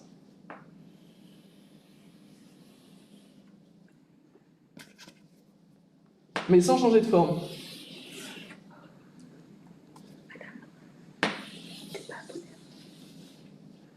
C'est pour ça qu'on appelle ça des ondes stationnaires. C'est parce que on a l'onde réfléchie qui vient fixer la valeur de l'onde, enfin qui vient interférer avec l'onde incidente. Et si elle se refait réfléchir, elle coïncide encore avec... Enfin bref, je suis pas clair. Mais, une onde stationnaire, l'idée c'est que vous avez la forme de l'onde dans la cuve qui change pas au cours du temps. Elle continue à osciller de haut en bas en chaque point, mais on a toujours globalement les mêmes points qui oscillent avec une grande amplitude et les mêmes points qui oscillent avec une autre amplitude, avec une petite amplitude. On n'a plus la sensation d'avoir des ondes qui se propagent de gauche à droite.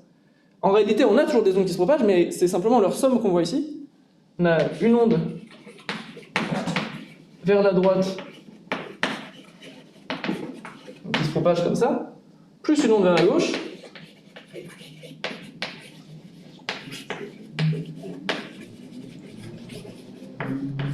qui se propage comme ça, et la somme des deux, ça fait des ondes stationnaires. C'est pas du tout évident, hein, mais on a les outils pour le prouver avec l'expression de la différence de marche. On sait que, je rappelle l'expression qu'on a trouvée, hein, delta ça vaut 2 fois x moins l, et on a aussi prouvé que 2l ça valait n lambda dans ce cas-là. Donc je peux remplacer, et delta il vaut n lambda moins 2x. Et donc je sais qu'en x égale 0,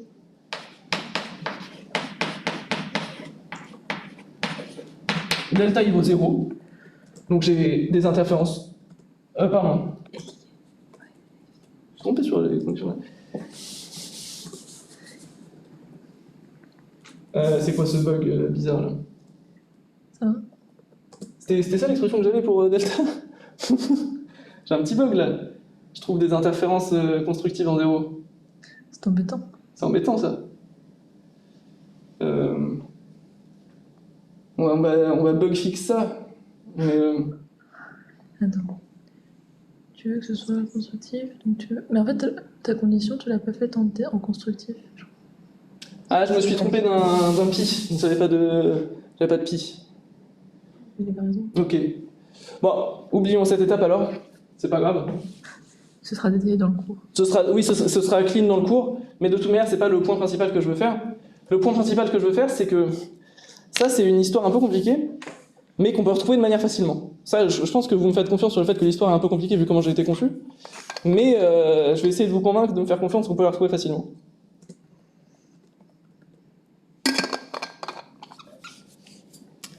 L'idée... Ouais, il y a une question ? Tu peux juste dire que pourquoi est-ce que les ondes stationnaires, elles ne s'annulent pas en tout point. Enfin, Ok. avec ton schéma. Ok, ouais.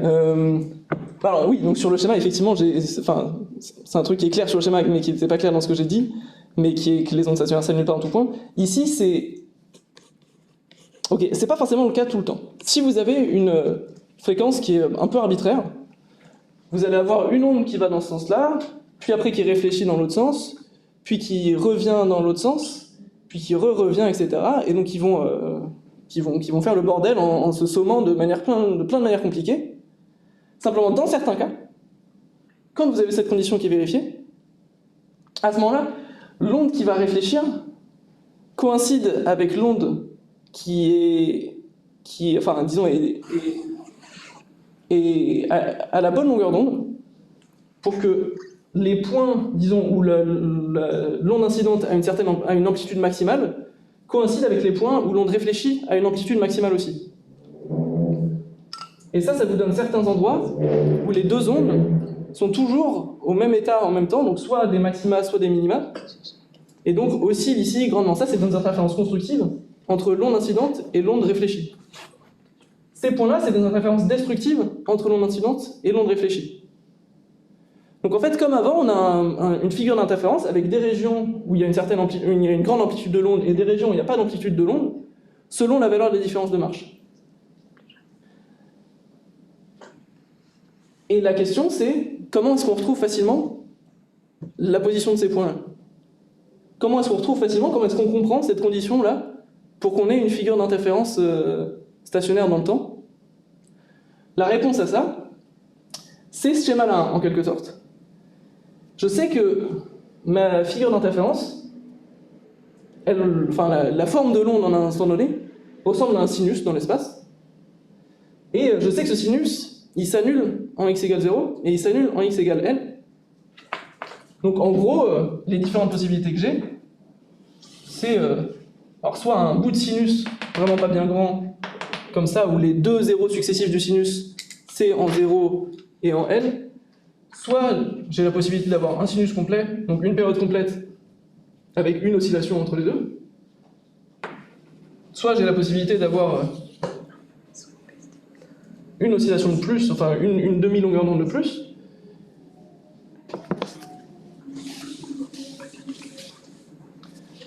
soit j'ai la possibilité d'avoir deux périodes complètes, etc., etc. Et dans tous ces cas-là, eh ben j'ai un sinus dont j'ai fixé les deux extrémités à des zéros du sinus. Et donc par exemple, ici, le cas que j'ai dessiné, il y a deux oscillations complètes du sinus, donc ça correspond au cas que j'ai dessiné en dessous ici. Et mon point, c'est que ça correspond exactement aux conditions L lambda égale 2L, parce que si je pose n égale 0 ici, si je pose n égale 1 ici, quand même, n'exagérons pas, j'ai lambda égale 2L, c'est-à-dire L égale lambda sur 2. Autrement dit, dans la distance L, j'ai que une demi-longueur d'onde qui est comprise. Ça correspond au cas n égale 2, parce qu'à ce moment-là, j'ai L égale lambda. Dans la distance L, j'ai pile une longueur d'onde qui est comprise. Ça correspond à n égale 3, donc où j'ai 3 lambda qui vaut 2L. Autrement dit, L, ça vaut 3 demi-lambda. Donc effectivement, là, j'ai un demi-lambda, j'ai un autre demi-lambda, j'ai un troisième demi-lambda. Là, j'ai L qui vaut 2 lambda, j'ai deux longueurs d'onde complètes dedans. Et donc au final, les conditions pour les ondes stationnaires, c'est qu'on peut caser un nombre entier de demi-longueurs d'onde dans ma cuve à onde.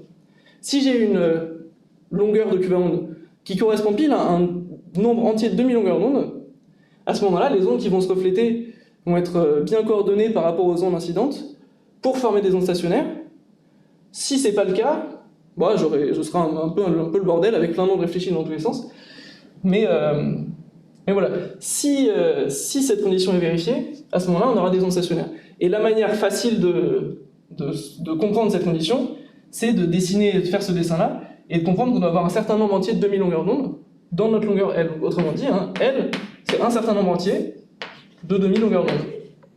Et donc cette condition qu'on avait trouvée en utilisant notre formalisme des interférences, donc avec la différence de marche, etc., on peut la retrouver plus facilement, juste graphiquement, en comptant les demi-longueurs d'onde qu'il y a présentes dans notre... en imposant que notre longueur de cube soit égale à un nombre entier de demi-longueurs d'onde. Donc bon, globalement, ça c'était un deuxième exemple d'interférence, pour vous montrer que des interférences, il peut y en avoir dans un certain nombre de cas,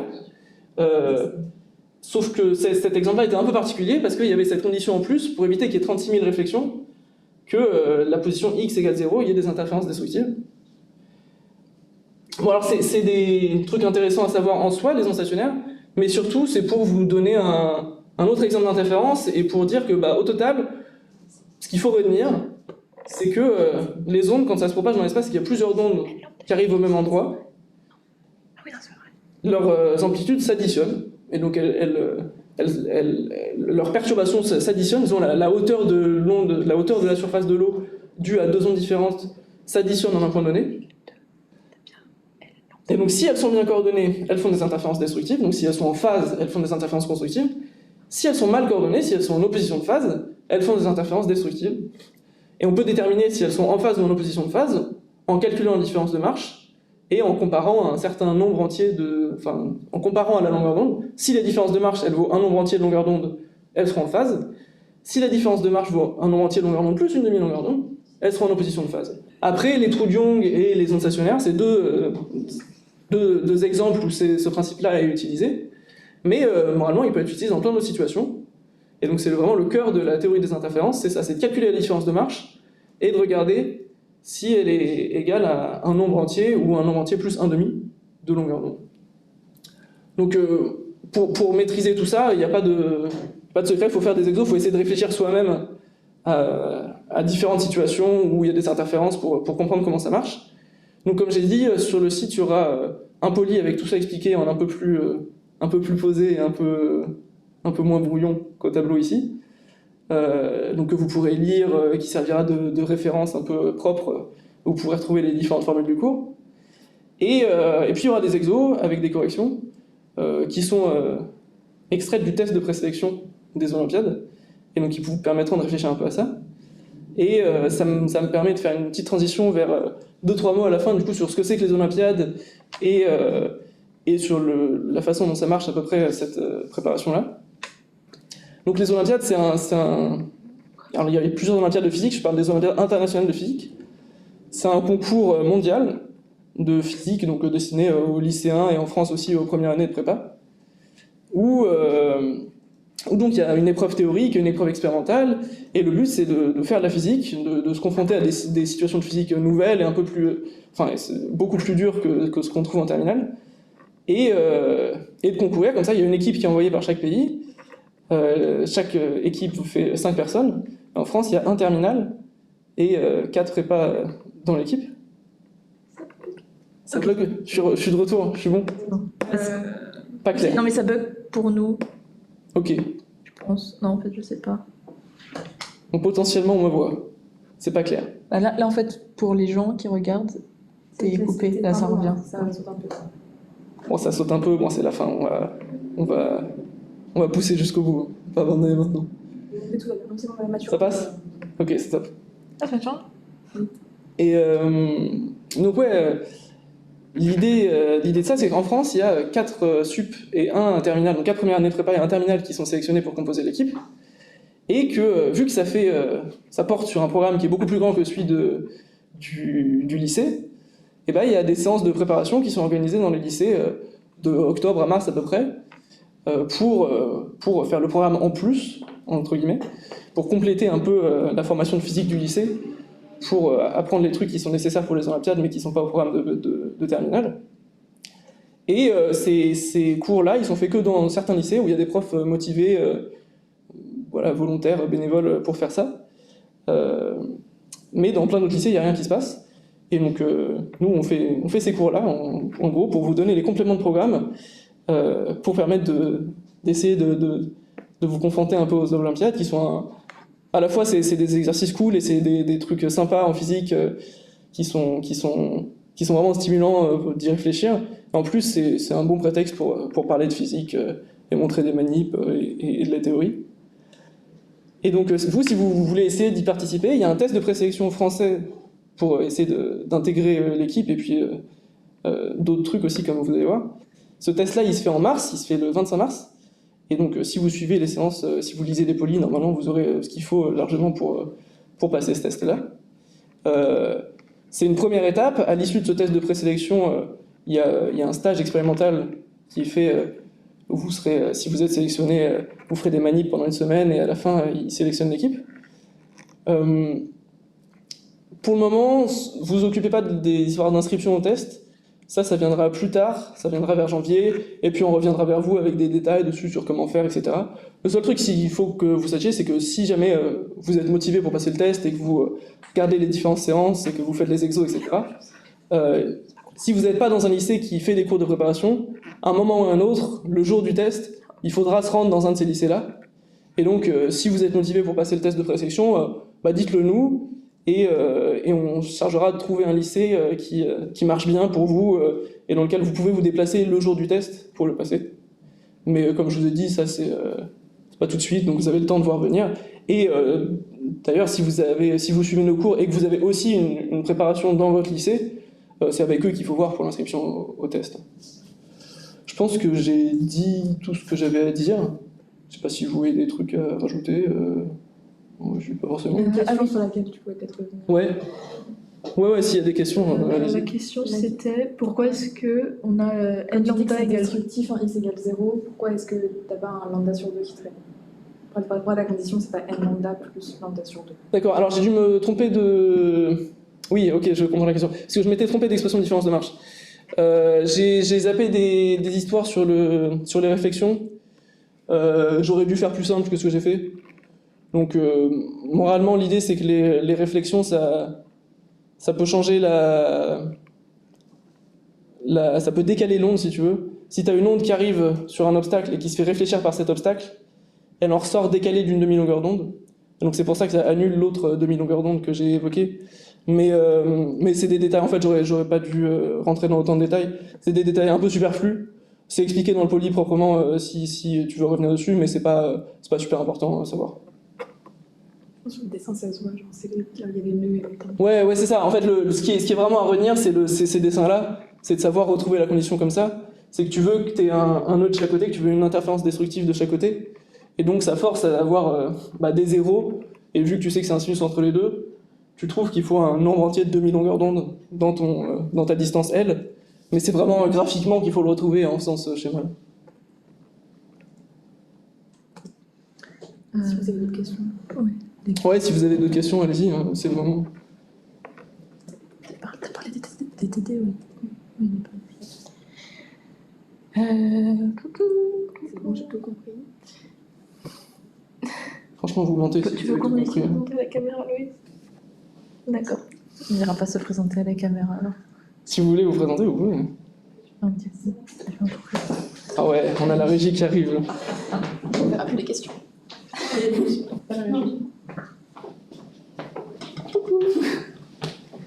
La régie, c'était nous. Voilà, c'est nous qui répondions mal à vos questions. Et qui gèrent mal la caméra. Et si vous avez d'autres questions, voilà, c'est des moments où on laisse du temps un peu à la fin du cours si vous avez des questions. Et s'il y a des choses pas claires dans le poly de cours, il y a toujours la possibilité de poser des Oui, questions oui, sur le carrément. Discord. On sera assez Le réactifs. Discord est super actif. La question, est-ce qu'on a réellement une chance si on n'a pas été préparé avant? C'est ça la préparation. Si vous lisez les polys et que vous faites les exos, vous avez carrément une chance, en tout cas au moins d'aller à la semaine expérimentale, et c'est une expérience vachement cool. Donc non, vraiment tenter le coup, en vrai c'est un examen vraiment différent de ce que vous faites d'habitude. Je ne suis pas rentré dans le détail du test de présélection, mais il y a une grosse partie QCM où c'est des petits raisonnements physiques un peu malins à faire, puis après quelques exos, mais non, si vous faites les exos qu'on vous donne, vous êtes largement assez préparé, il n'y a pas de souci à ça. Hein. Franchement, il y a personne qui s'est préparé depuis des années à ça. Les gens découvrent la physique olympique en terminale, pour ceux qui ont la chance de le découvrir, mais personne en fait depuis le collège de manière intensive. Hein. Vous partez du même endroit que tout le monde. Hein. Ouais, sur le site, il y a le lien du Discord et du poly. Le poly, il n'est pas encore sur le site, on va le mettre ce soir, mais le lien du Discord est déjà dessus.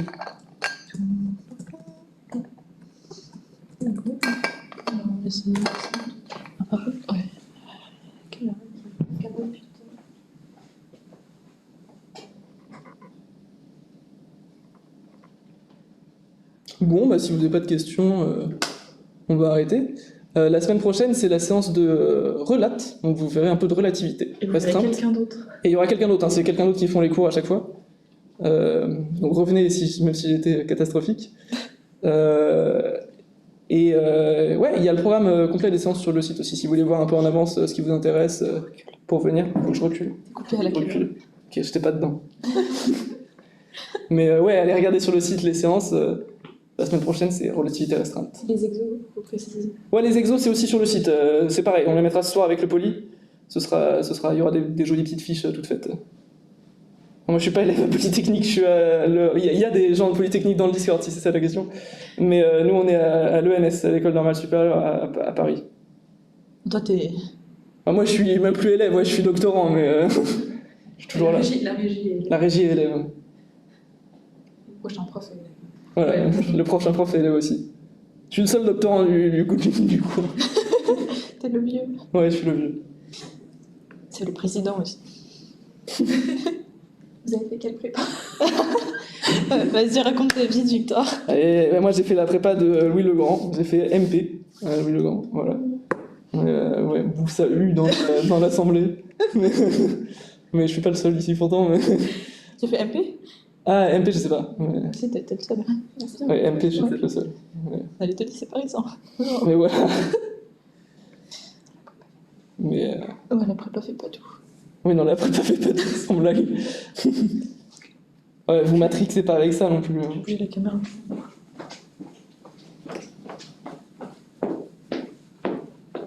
Bon. Bah, la semaine prochaine alors. Hein. Bon, bah, c'est le moment de recadrer la caméra. C'est un peu tard. Mais ouais, bah, j'espère que vous avez compris quelque chose, même si c'était pas évident. Le poly est mieux foutu que ça, et au moins que ça vous a donné envie de comprendre un peu comment ça marche, et que vous prendrez le temps d'essayer de regarder ça. Merci. Merci. Voilà. Bisous. Attends, comment on fait Non, mais attends, d'abord, je fais fin de live. Hop. Et le temps. Hop. Attends, parce qu'on n'y est pas. Enfin, je sais pas. Oui, non, mais j'avais. Là, je vois. Il n'y a pas de temps de live. Stop streaming.